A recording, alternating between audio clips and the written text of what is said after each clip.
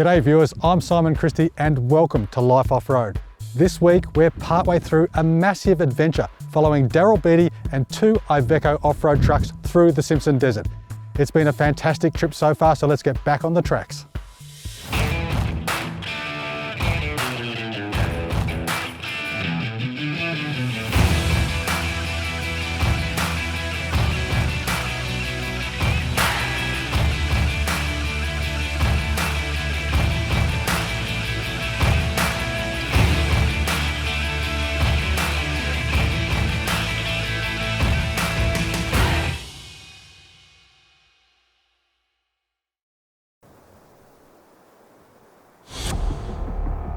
We've taken the dual cab Iveco Daily 4x4 all over Australia, conquering wild ranges, over rocks, through mud and across water. And now it's time for its toughest challenge yet, the harsh and unforgiving Simpson Desert. To help us push it to its limits, we are backed up by MotoGP legend, cum expedition leader, Daryl Beattie, and his fully decked out support vehicle, the formidable Iveco Eurocargo.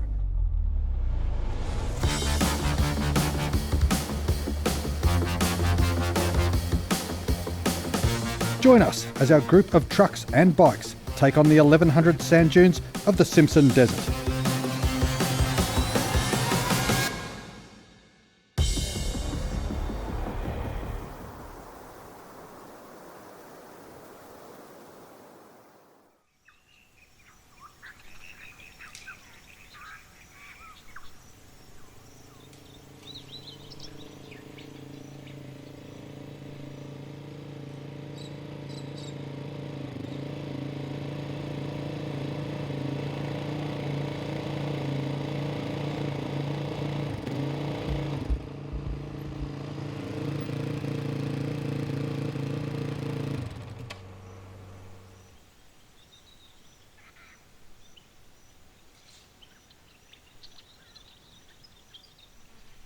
Day two of our trip. We left Mount Dare this morning. We had a great place to stay overnight. Lovely, friendly people and a good place to be. If you're out here, make sure you get there.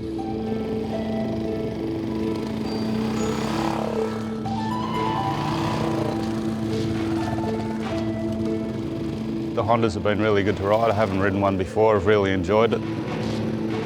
Everything feels good. It's really good to be back on a bike. With the bikes, we do need the cars, or in this case, we've got Iveco and the truck for support. Otherwise, we wouldn't be able to do the mileage, and it'd be a lot harder to carry all your gear.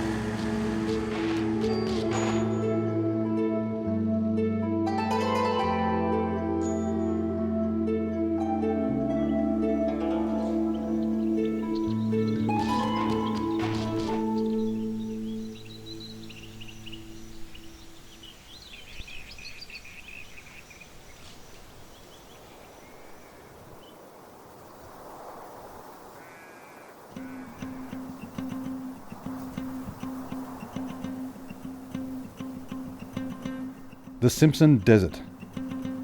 Situated in far north of South Australia, it extends north into the Northern Territory and east into Queensland. It lies within the driest region of the Australian continent. Although temperatures can range from -2 to 50 above, the desert is home to a variety of plant and animal life, including more than 150 types of birds. The Simpson was first crossed by Europeans in the 1930s, first by camel and then in 1962 by vehicle, and although it is crossed by thousands every year, it is still a formidable desert that continues to claim victims.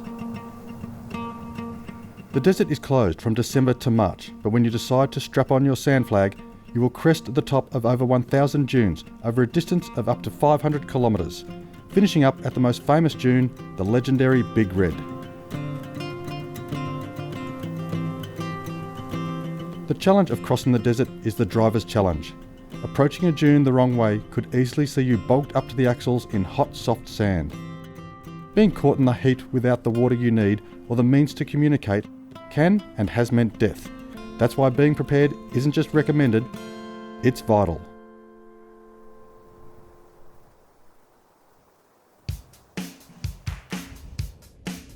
Getting over the dunes is all about momentum.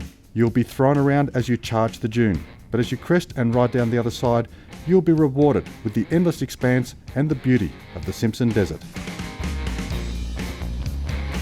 The use of trailers in the desert is strongly discouraged.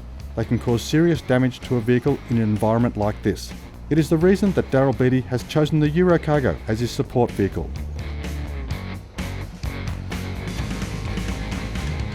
The Iveco Daily 4x4 and Eurocargo have the agility and reliability to take on the endless dunes and still allow for all of the gear you'll need to survive.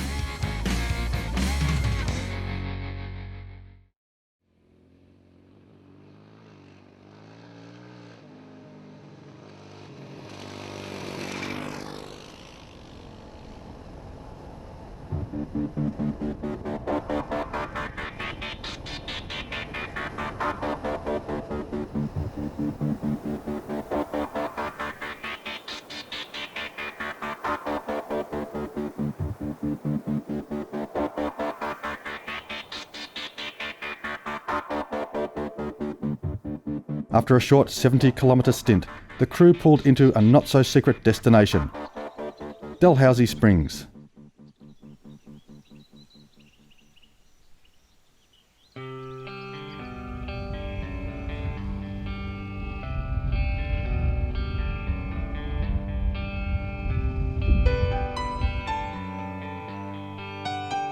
The springs are a major attraction to the adventurers and visitors who are drawn to the desert.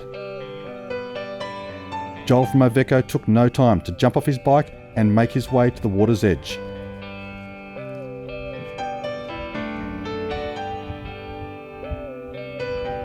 It took him less time to decide to lose the bike gear and get into the water.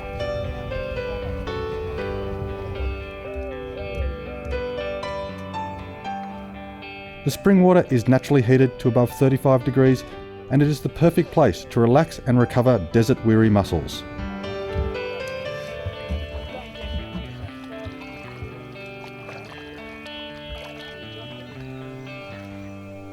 To learn more about the Daily 4x4, we made some time to speak to Joel from Iveco, who had joined Daryl Beattie on this adventure. Hello everyone, Joel Reid from Iveco Trucks Australia. Let me just get into a few specifics on the Iveco Daily.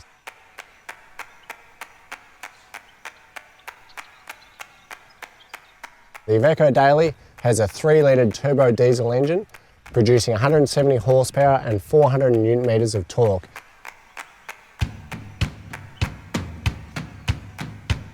The engine's coupled to a 6-speed manual transmission, which is then coupled to a transfer box to give you drive front and rear, so it's a constant 4-wheel drive. But there's 2 speeds in the transfer box. There's a mid-range, which has a reduction of 1 to 1.3, and a low range, which has a reduction to 1 to 3. So in its very, very lowest range, it has a final drive ratio of 100 to 1. So what does that mean? 100 to 1 means you've got 100 revolutions of the engine to 1 revolution of wheel. On the trickiest climbs and trickiest descents, your wheels are always turning. And the benefit of that is you've got full control of the vehicle.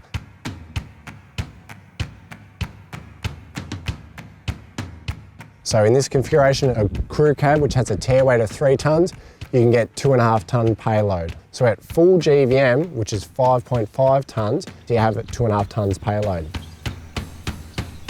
And one of the big benefits of having such high front axle capacity and such high rear axle capacities, it doesn't matter where your loading is. If you need to put bull bar, winch, or if you've got a very specific body on it, you're still within the design parameters of the vehicle.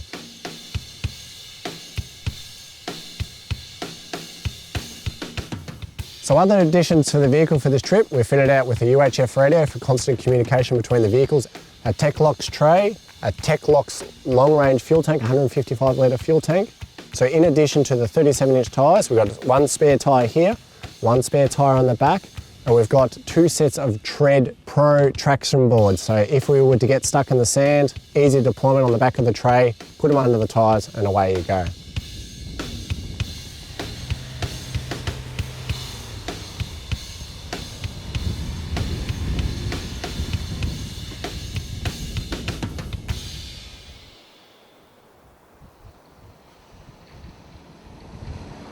So part of its role across the Simpson Desert, the Iveco Daily has been a supporting vehicle, We've had days where the truck, the big Euro cargo, has had to leave slightly earlier. So we've used this vehicle to put the crew bags or the personal luggage from the motorcyclists in the back of the tray. And a big benefit of having additional vehicles within constant communication. This vehicle can obviously travel slightly quicker than what the big Euro cargo can. So if there was to be an incident, then we got that flexibility. So the Iveco Daily 4x4, yes, it appears like a big truck. However, very, very capable on-road and, as you've seen, off-road, and it can be driven on a car licence.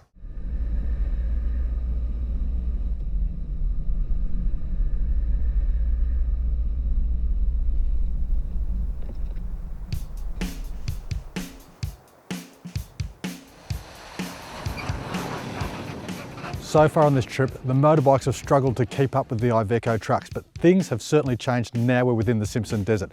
The motorbikes caught us easily on this leg before we got to Perny Bore. We've now stopped for a quick bit of lunch and we've got a full day of driving still ahead of us.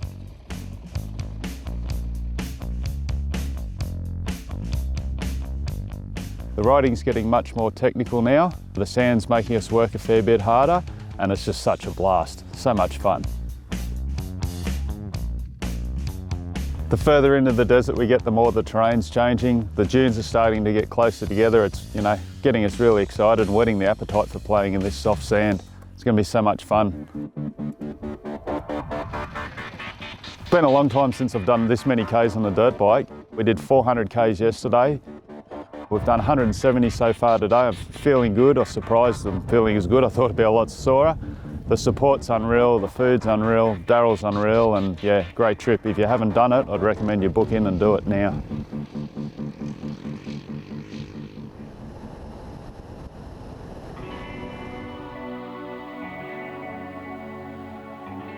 After lunch and not long into our journey across the Simpson, we deviated from the French line and headed south for the Rig Road. On paper, the French line is the shortest and most direct route across the desert. But for our purposes, the Rig Road would offer a faster and more comfortable route. The challenge for our larger and heavier trucks was always going to be the soft shifting sand encountered during our ascent of each dune. Low tyre pressures, larger tyres and momentum are key factors for traversing sand successfully. But a byproduct of the many four-wheel drives clambering over such soft sandhills are the holes, bumps and wide corrugations that absolutely negate the possibility of generating any speed safely in larger vehicles. The choice to spend one day travelling across the Rig Road would markedly ease the risk for two key reasons. Firstly, by travelling initially in a southerly direction and then finally in a northerly direction to get to and from the Rig Road, we would ultimately be travelling in parallel with the dunes and not crossing them at such oblique angles. Secondly, the dunes met along the Rig Road are nowhere near as severe or well travelled, and the sand is far harder packed, meaning that whilst it is a longer route, our heavier vehicles would be able to travel at a far higher average speed and do it far more comfortably and safely. Hence for us, the Rig Road offered a faster route, but the reasons why left me nervous and concerned.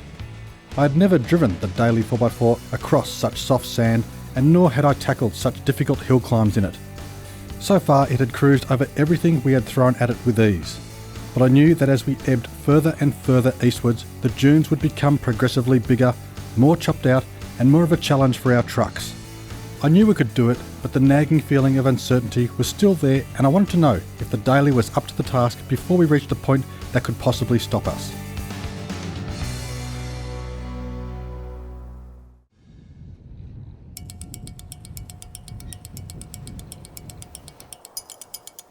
I started cautiously and eased the big Daily 4x4 towards the rut.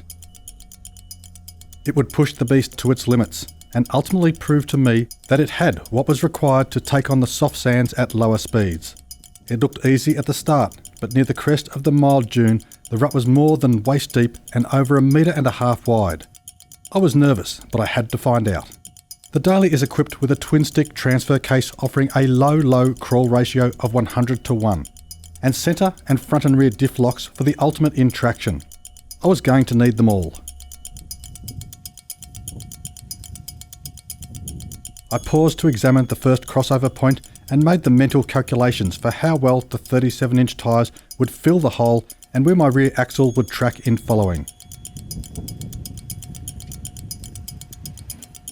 The daily made it look all too easy, and I started to gain back some confidence. But it was all about to go horribly wrong. The rut was just too wide, and the soft sand edges gave way to the weighty daily.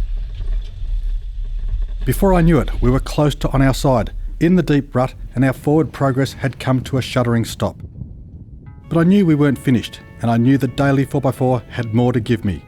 I backed the beast up, hooked the steering wheel hard left hand down, and aimed her squarely for the steep bank of the collapsed rut.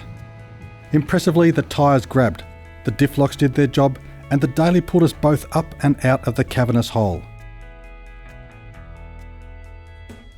The daily and I drove up and over that crest with the biggest smile I have had on my face for a while, and our journey continued with the confidence that we both had what it takes to tackle the soft and difficult sandy situations that the following days would present to us.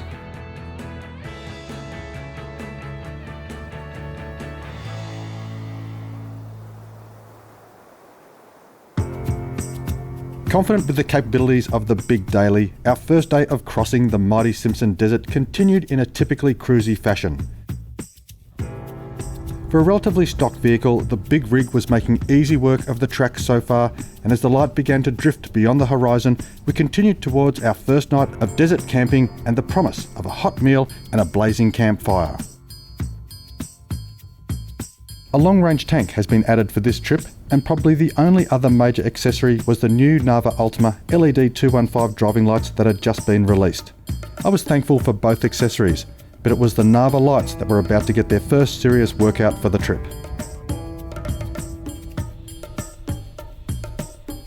With the sun setting deep into the west, we were still quite a few kilometres from camp.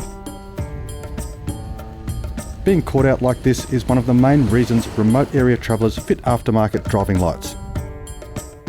Like any accessory, the specific added performance over the factory feature is a big step in keeping you safe and mobile, and in the case of the factory headlights, the Nava LEDs would prove to be a big improvement. With the natural light almost gone, the standard halogen headlights of the mighty Iveco provided a dull golden glow across the sandy track. But the application of the LEDs left no doubt to the increase in visibility. With 10,500 lumens of liquid light and a quoted 900 metres at 1 lux, the performance of these little powerhouses was absolutely stunning. Visibility was excellent, and whilst the penetration from dune to dune was spot on, the even spread of light out each side allowed for plenty of warning of any animals and an excellent perspective of the terrain contours and vehicle speed. Needless to say, our trip through the dark cold desert night was not only without incident, but a pleasurable experience of driving such terrain with such high performance lighting. As enjoyable as the night drive was, hunger and the cold desert air were reminding me of the warm meal and fire awaiting me at camp, and it wasn't long before the Euro cargo and our campsite fell into sight.